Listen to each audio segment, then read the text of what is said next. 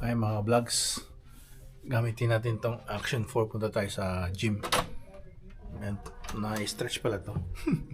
Ngayon ko lang nalaman.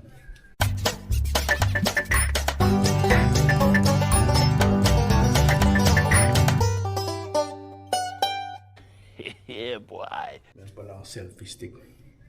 Saan ba yun? Alamin natin kung saan muna. Tayo sa elevator. Sa may elevator. Dito. Ayan. Yan, merong tambayan dito. Sa lobby ng sa elevator. Tayo. Yan, dito may swimming pool mga kamags. Tayo. Mag-gym tayo. Papawis. Yan dito. Ang gym nila. May kettlebell. Kompleto rito. Ano pa rito? Okay. Yan. Yan o. So hips tayo. Oh no! At tayo banyo. Oh no!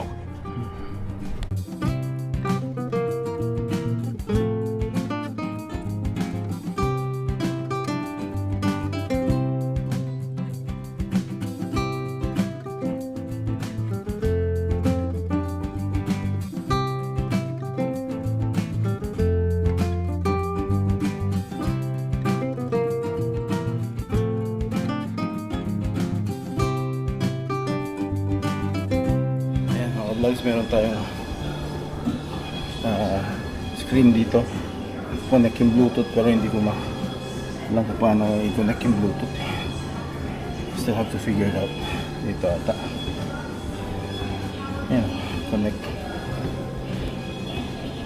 Anyways, let's see how it goes. Naka 10 minutes na tayo. 10 minutes 59 seconds.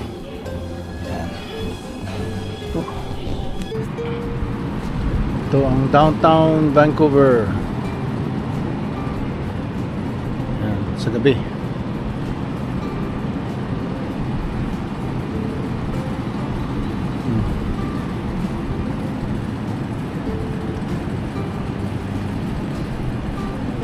Ayan.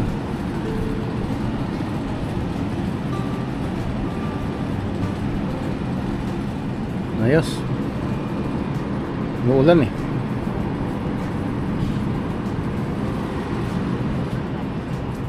Mag hot tub sana tayo, ang daming tao.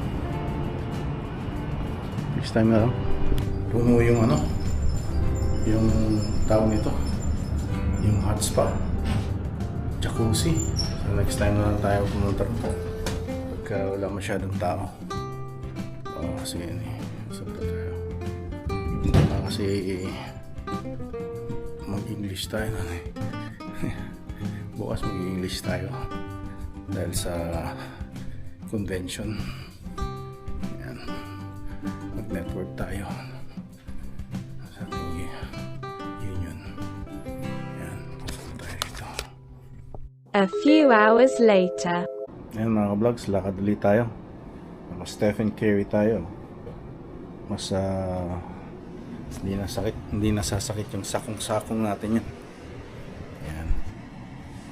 Ito tayo doon sa Heritage Asian Eatery.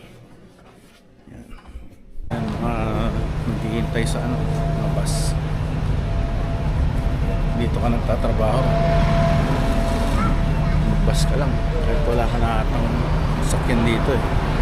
Parang yung sa tawag nito yung sa Toronto, pagka may sakyan ka matira ka sa downtown eh, may tax, extra tax kang babayaran. Yan, dito sundan natin yung Google Map eh. May street to na sarado. Wala naman detour.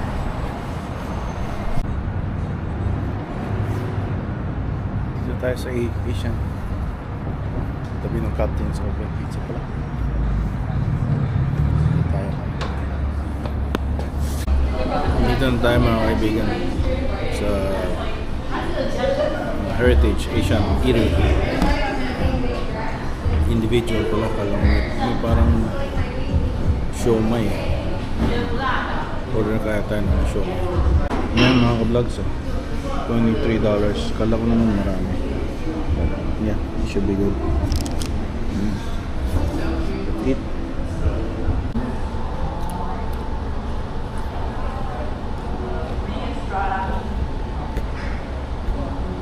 Malasa. Sauce.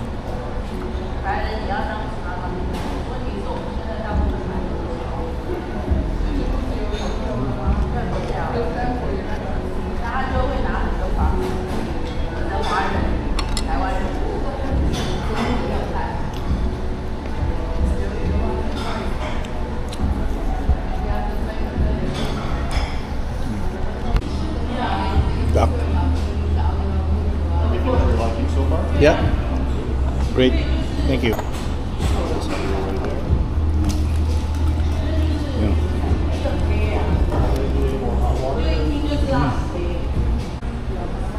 Ayan mga vlogs, edit natin sa tapos hot sauce. Ayan.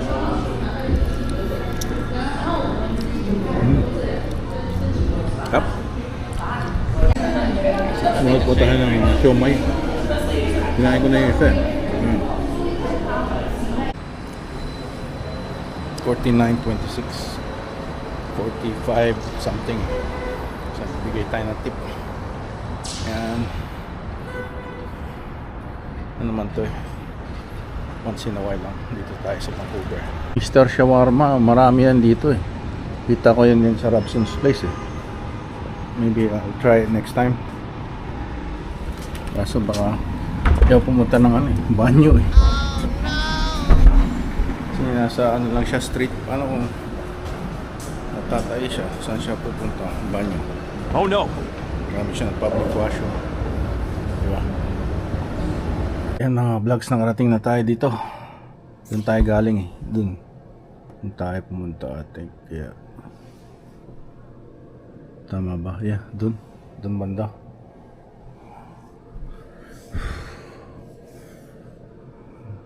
And, saka kabilang side yung ano eh, yung dagat. Ito yung hindi sa ewan ko ano ata to, east side north, south, west sa likod. Yan. Mga vlogs ang Mosaic Grill dito sa Hyatt Regency. So ito yung lobby nila sa baba. Yan. Malaki din building, kala mo maliit lang sa labas. Dito ko na sa loob eh. Ang laki. Yan yung uniform ng Olympics. Yung dahil dito. Gabi na ngayon eh. The next day. Yan, good morning. It's Thursday, September 12. Yan. Ayan, nararamdaman ko na. Lumilit yung tiyan ko. Pakiramdam ko lang naman. Yan. It's important and it's valid that we hear from you, to hear your opinions, so we can make rational judgments and determinations on the course of action. So when you go to the microphone, the first thing you're going to say is, next slide please. No, you don't say that. State your name. Then, which bargaining unit from? Also, this is the good bit. If you're a first-time delegate and or a first-time speaker, say so. The room will go wild. It'll be like a Taylor Swift concert. It'll just go nuts. You'll love it. Everybody with few exceptions, is nervous about speaking at a... Is anybody really looking forward to going to the mic for the first time? Okay, it could be a quiet convention. Don't worry, everybody's had that first time at the mic experience. It's not that bad. You're not going to do anything that hasn't been done before. People are rooting for you, honestly, and we will be supportive of people, and we'll be supportive of people regardless of positions they take, because they speak about the position, not the person. Also, no matter which mic you're standing at, it's really a good idea to start off by saying, after you've said your name, the bargaining unit, first time delegate, first time speaker, I'm speaking in favour of this resolution. I see Cassandra down here who's used to work at the Ability issue. You can request a card, which like this, which is available from our registration desk. If you wish to speak, you can raise your card and one of our staff will bring a roving mic to you. You may speak either pro or con from a roving mic. But please note during debates, we do our best where possible to have alternating pro. And this is the important part again. Don't make them drink the tea. They said yes then, sure, but unconscious people don't want tea. If someone said yes to tea, started drinking it, and then passed out before they'd finished it, don't keep on pouring it down their throat. Take the tea away. Make sure they're safe, because unconscious people don't want tea. Trust me on this. If someone said yes to tea around your house last Saturday, that doesn't mean they want you to make them tea all the time. They don't want you to come around to their place unexpectedly and make them tea and force them to drink it going, but you wanted tea last week. Or to wake up to find you pouring tea down their throat going, but you wanted tea last night. But if you can understand how completely ludicrous it is to force people to have tea when they don't want tea, and you're able to understand when people don't want tea, then how hard is it to understand it when it comes to sex? Whether it's tea or sex, consent is everything. And on that note, I'm going to go make myself a cup of tea.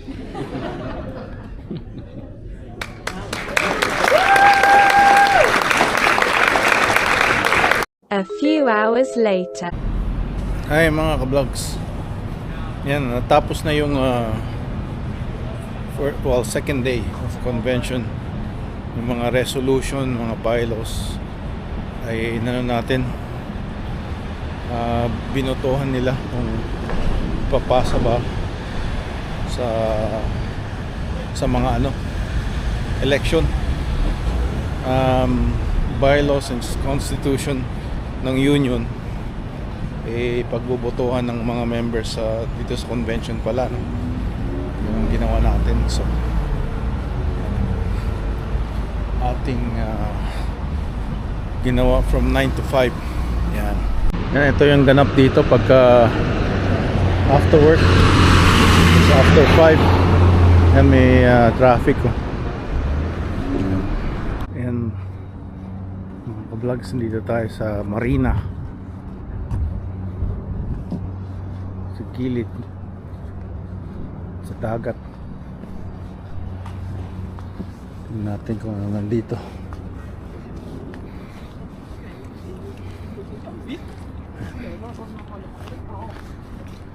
Ayan yung seaplane, no? Take off. Take off yung seaplane. Ayan. Nice. Ito yung mga ship, mga yate ata yung ayun, mga private yata.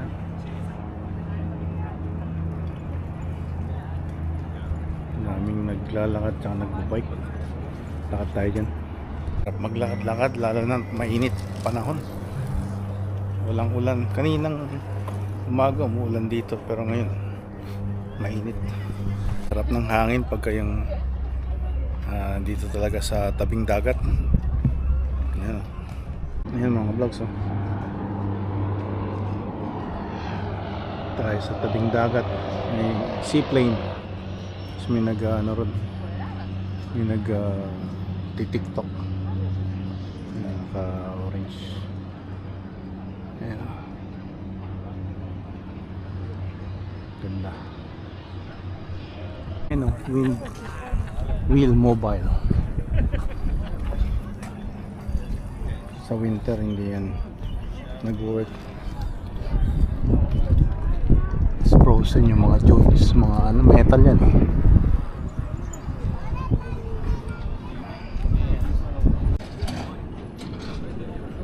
Yan, nagbo-boarding dito. Harbor Air departure, tapos yung arrivals punta ng Vancouver Island yan, Harbor Air. Kaysa mag-drive o mag-ferry minsan madali lang yung ano, seaplane. Dito naman tayo sa good side ng Canada. Yan, mga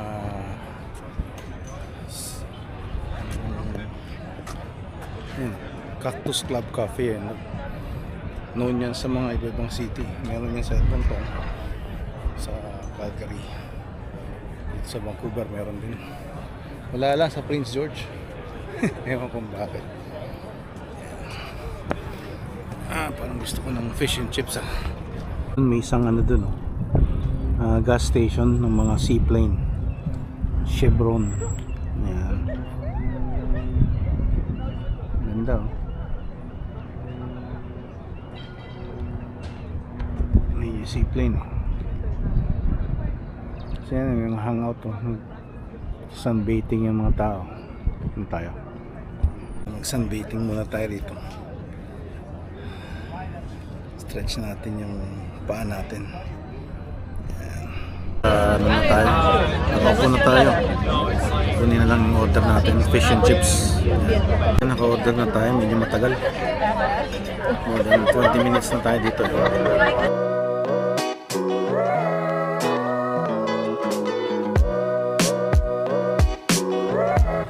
Nakakain na tayo, fish and chips. It's okay.